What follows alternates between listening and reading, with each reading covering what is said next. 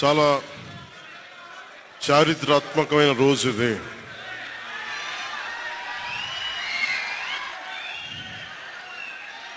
చాలా కొంచెం నిశ్శబ్దం పాటించండి దయచేసి. దయచేసి నిశ్శబ్దాన్ని పాటించండి అంతా. దయచేసి నుంచున్న దయచేసి కూర్చోండి. మీరు వీడియోలు తీయకండి ప్లీజ్. దయచేసి కూర్చోండి. ఏదో ఒకటి చేయండి. మీరు కూర్చోవాలి, ఏదో ఒకటి చేయండి. చాలా ఆంధ్రప్రదేశ్ 5 కోట్ల మంది ప్రజలు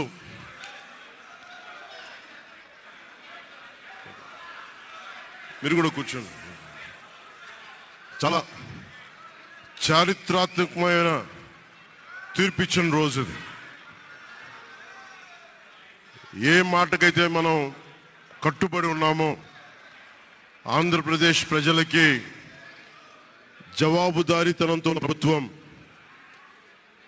స్థాపిస్తాం, ఏ మాట మీద మనం చెప్పామో కూటమి ప్రభుత్వం ఆ మాటను నిలబెట్టుకుంటుంది. ఈరోజు మీ అందరికీ జనసేన పార్టీ ఆఫీస్ కేంద్ర కార్యాలయం నుంచి, ఈ వేదిక నుంచి ఒకటే చెప్తా ఉన్నాను మీ అందరికీ. వైసీపీ వైఎస్ జగన్ గారు కానీ వారు మన వ్యక్తిగతంగా నాకు శత్రువులు కాదు. ప్రజాస్వామ్యానికి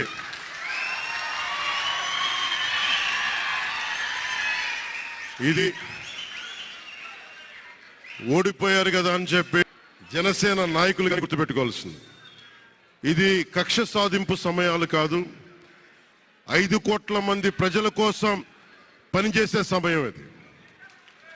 5 కోట్ల మంది పైచిలకు ఆంధ్రప్రదేశ్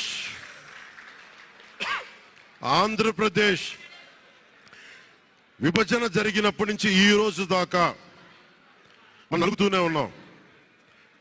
ఆ రోజులు అయిపోయినాయి, ఆ చీకటి రోజులు అయిపోయినాయి. ప్రతి ఒక్కరం బాధ్యతతోటి భవిష్యత్తు తరాల కోసం బాధ్యతని భుజాల మీద వేసుకొని చాలా బాధ్యతాయుతంగా జవాబుదారీతనంతో కూడిన రాజకీయ ప్రభుత్వం, రాజకీయ మనకి ఆలోచన విధానం ఉంటుంది.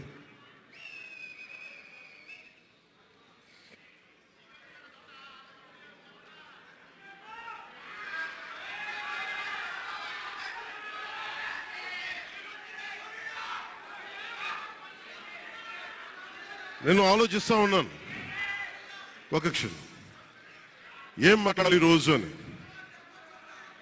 ఒక నిమిషం, ఏం మాట్లాడాలి ఈ రోజు అని అనుకుంటా ఉన్నాను.